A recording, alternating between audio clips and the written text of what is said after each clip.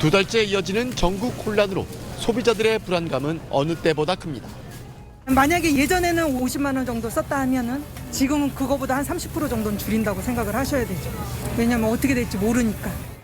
위축된 소비 심리는 곧바로 내수에 영향을 미쳤습니다.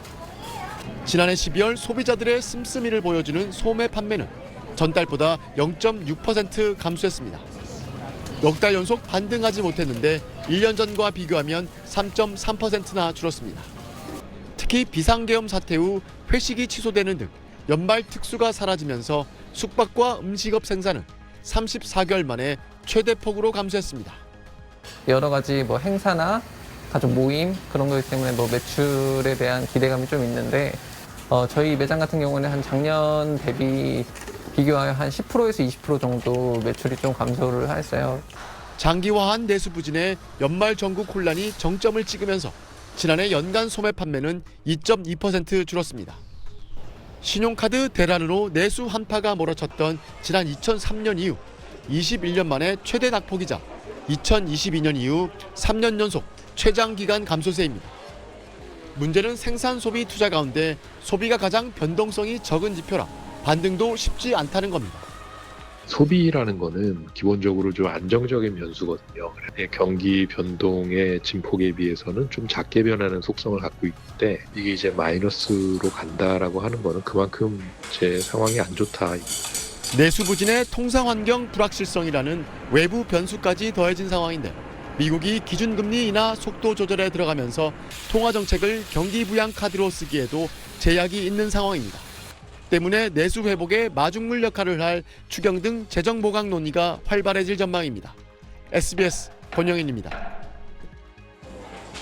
내수 부진의 골이 깊어지고 있습니다. 지난해 1월부터 11월까지 11달 동안 소매 판매액 지수가 전년 같은 기간보다 2.1% 감소했습니다.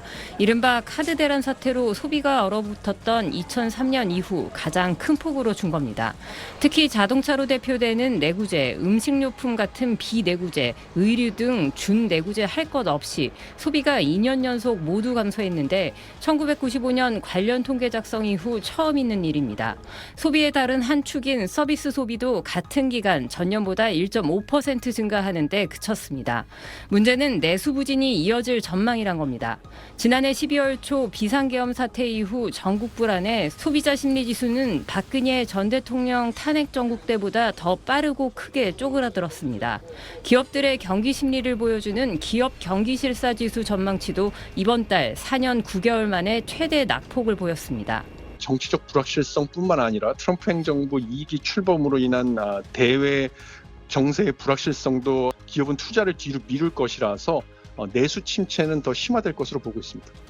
1,460원대 전후에서 움직이고 있는 원달러 환율이 물가를 자극하면 내수는 더 쪼그라들 수 있다는 우려도 커지고 있습니다. 정부는 올해 예산 75%를 상반기에 조기 집행해 경기 회복을 촉진한다는 방침입니다.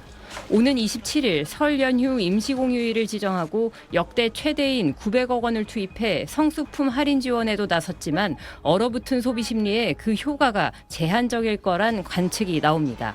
SBS 유덕기입니다. 이 식당 주인은 지난달 비상계엄 선포 이후 급격히 얼어붙은 소비 심리를 실감했다고 합니다. 정말 사람 움직이지도 않았어요. 결국 일하는 사람을 줄일 수밖에 없었습니다.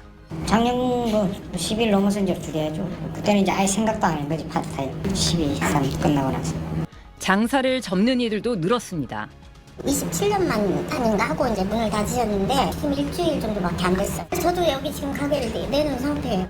한층 가라앉은 내수는 고용지표에 고스란히 반영됐습니다. 지난달 취업자 수는 1년 전보다 5만 2천 명 줄었습니다. 코로나가 한창 위세를 떨치던 2021년 2월 이후 3년 10개월 만입니다. 건설, 제조, 도소매업 등 내수와 직결된 분야에서 취업자 감소 규모가 컸습니다. 실업률은 0.5%포인트 오른 3.8%로 12월 기준으로는 4년 만에 최고치입니다. 연말 직접 일자리 사업 종료 등 일시적 요인과 함께 경제 주체들의 심리 악화도 복합 작용한 결과입니다.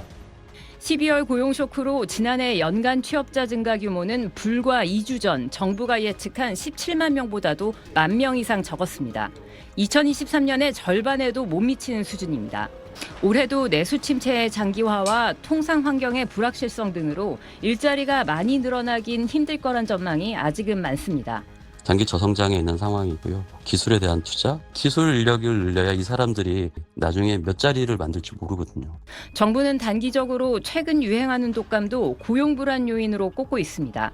일자리 영향이 큰 건설과 제조업 등의 회복이 지연되면 정부가 낮춰잡은 올해 일자리 증가 규모 12만 명 달성도 불투명해 보입니다. SBS 유덕희입니다.